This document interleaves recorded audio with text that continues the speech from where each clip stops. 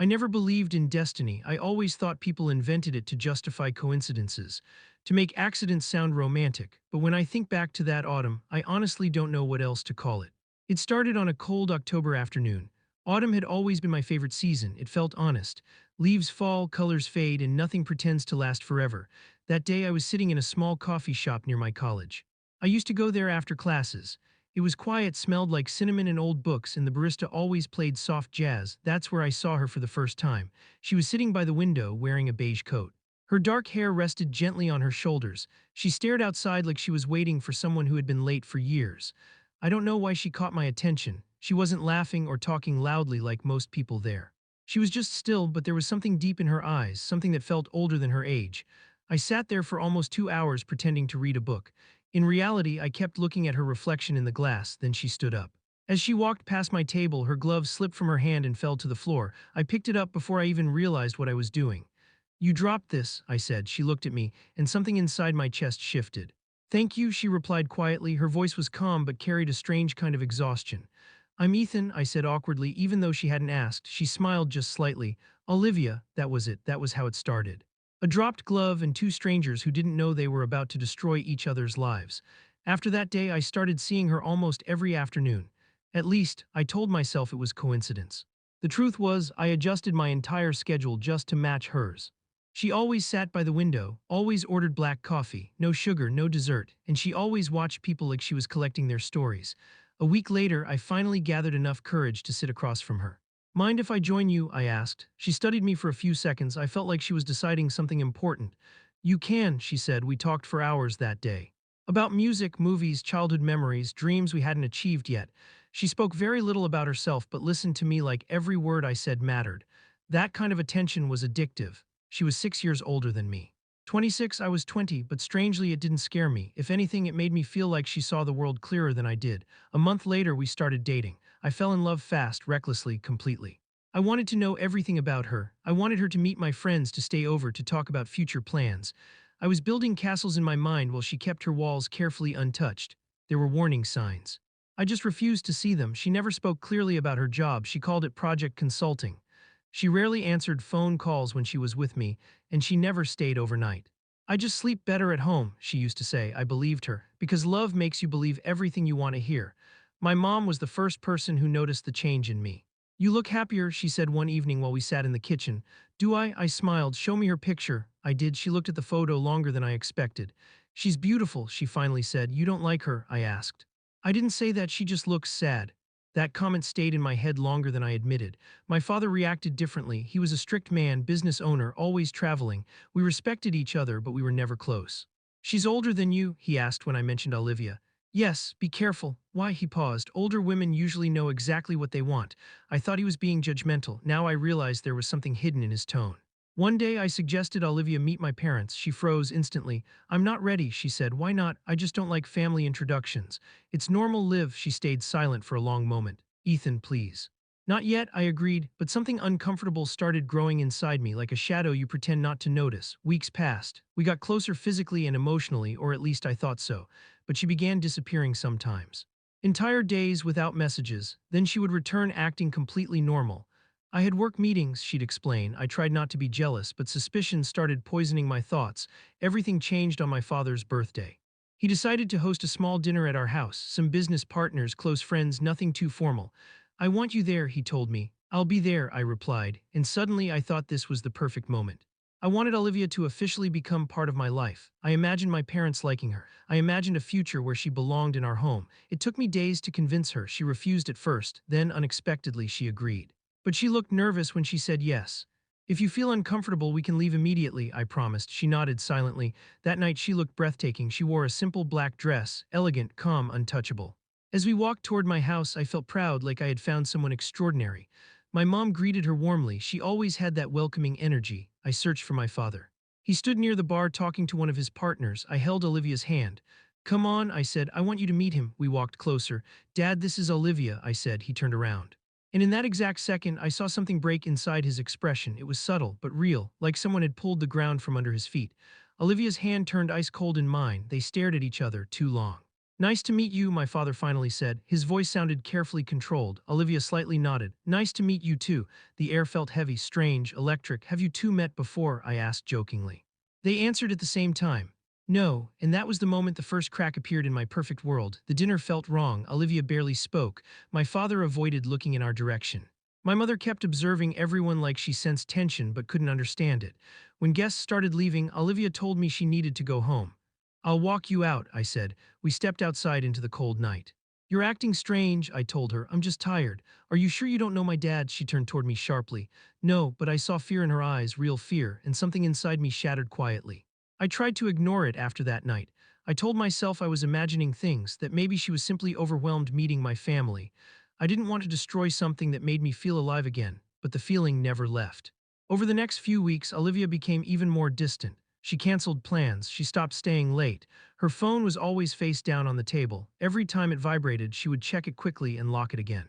I started noticing patterns. She was always busy on Thursday evenings, always unreachable between 7 and 10 p.m.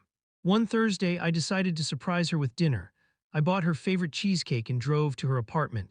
She never liked unplanned visits, but I thought maybe it would make her smile. When I reached her building, her car wasn't there. I waited 30 minutes, an hour, 2 hours. I called her 3 times, no answer. Eventually, I left the cheesecake at her door and drove home feeling like something inside me was dissolving. She texted me later that night. Sorry, emergency meeting. No explanation, no apology, just those 2 words. My paranoia grew stronger every day, but love has a strange way of convincing you to stay quiet. I didn't want to lose her. I was afraid asking too many questions would push her away. Then something happened that I still remember in perfect detail. One evening, I accidentally left my jacket in her apartment. She noticed only after I had already left. Come get it tomorrow, she texted. The next afternoon, she said she would be working late, but I could grab the jacket from her place using the spare key she had given me months earlier. I remember walking into her apartment slowly. The place smelled like lavender candles and coffee. Everything looked normal until I entered her bedroom. Her closet door was slightly open. I wasn't trying to snoop, at least that's what I kept telling myself. But something inside me forced my hand to open it. Inside, I noticed a men's suit jacket hanging between her dresses. Expensive, tailored, definitely not mine. My stomach tightened. Maybe it belonged to a relative, a friend.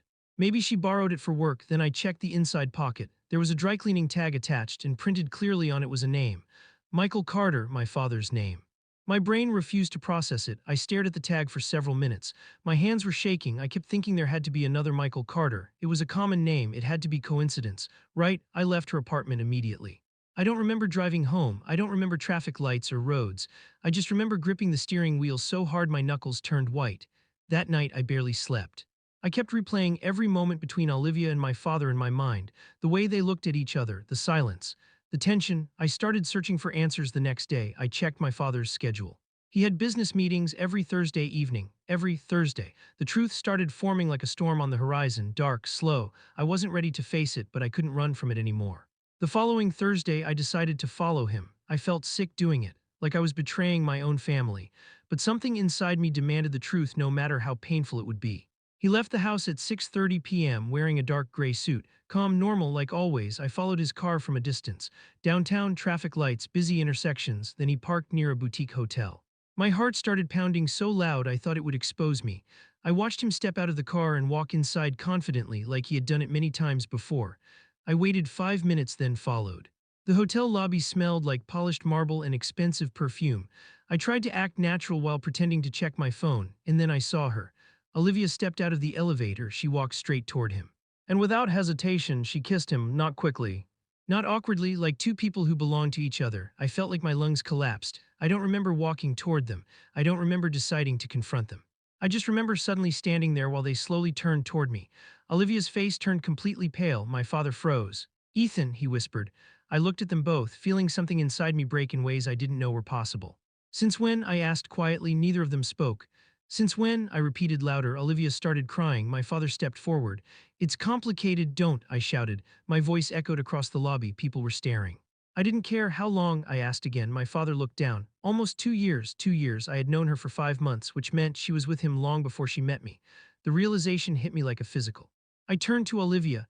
Was any of it real? I asked. She couldn't answer, and her silence was louder than any confession. I left the hotel that night without a word. I didn't look at them. I didn't look back. I only drove. I drove until the city lights blurred, until my vision blurred, until every thought in my head became nothing but one word: betrayal. When I finally got home, my mother was waiting in the kitchen. She always knew when something was wrong. I saw it in her eyes before I even said a word. "Ethan, what happened?" she asked gently. I couldn't speak at first. My throat was dry, my hands were trembling. I sank into a chair. "It's Olivia," I whispered. She's been with Dad.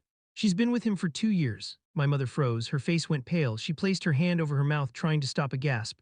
"Are you sure?" she asked, her voice barely audible. "I saw them, Mom. I saw them together. I saw them kiss." She lied to me. "All this time, everything we had, it was a lie," I said, my voice cracking. She didn't move. For several seconds, it was just the two of us, the silence deafening. Then she slowly sat beside me and put her arms around me. "Oh, Ethan," she whispered. "I'm so sorry. I didn't know. I didn't." I shook my head. How could she do this? How could she do this to me, to us? My mother sighed deeply, the kind of sigh that carries decades of disappointment and pain. "Sometimes people hide things because they're selfish or because they're afraid. I never thought she'd betray you like this, but Ethan, it's not your fault." I couldn't look at her. I couldn't believe it. My father, the man I trusted, the man I respected, and the woman I loved, they had both betrayed me. The next morning, I didn't go to school or work. I stayed home, pacing, my mind racing with thoughts I couldn't control.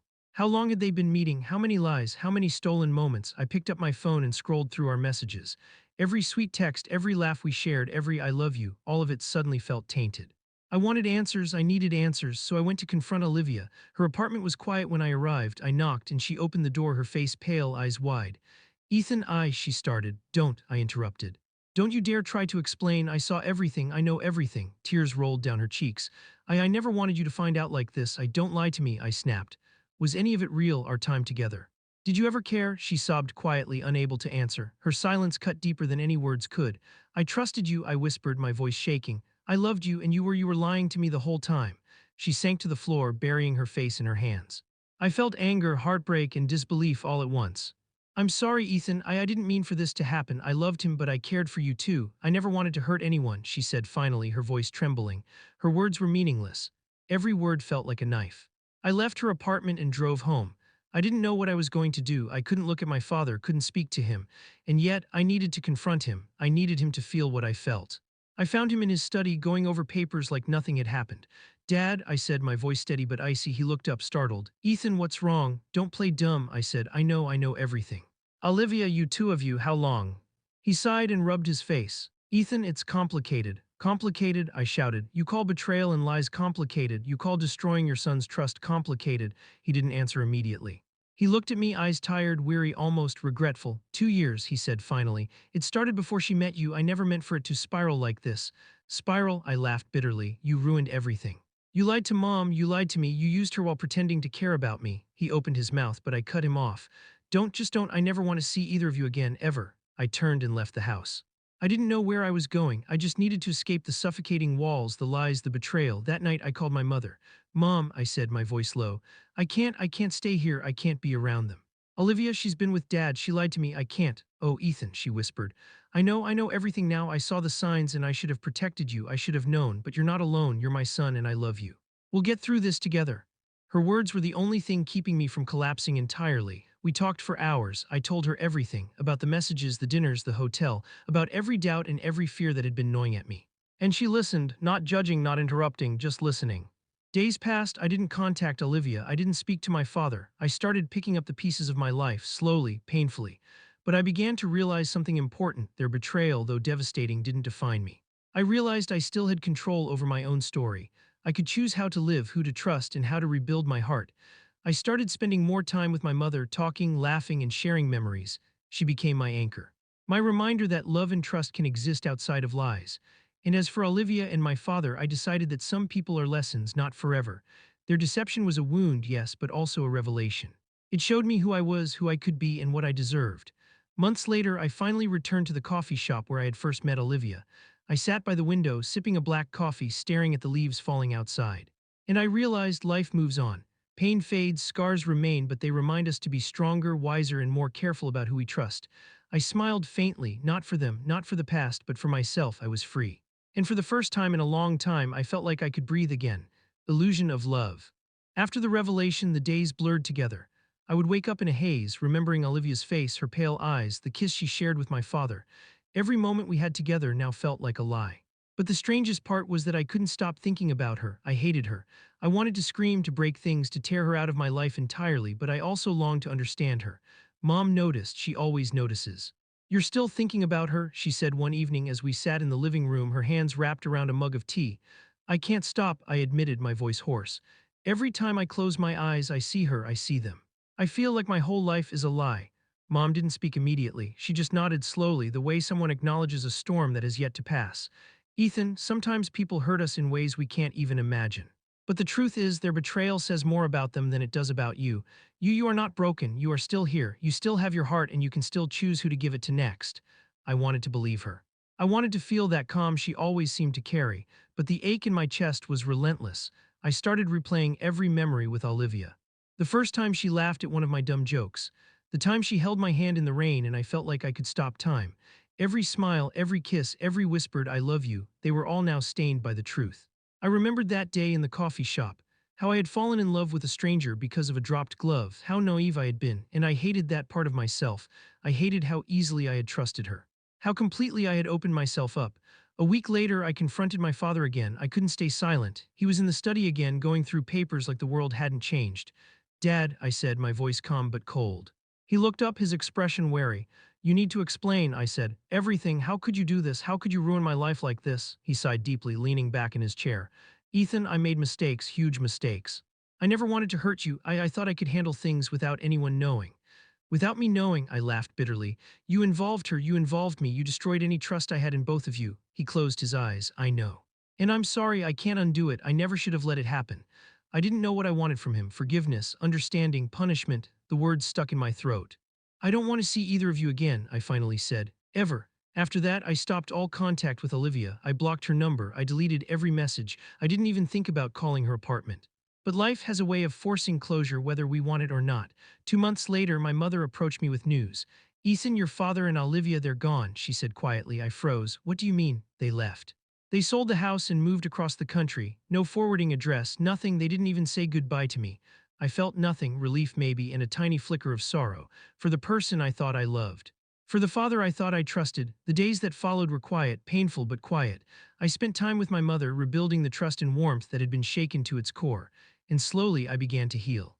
I started spending more time outside. Long walks, coffee at the same shop I had first met Olivia, but now it felt different. I observed the world instead of being lost in someone else's lies. I watched strangers, I smiled at kids, I let life unfold without expectation.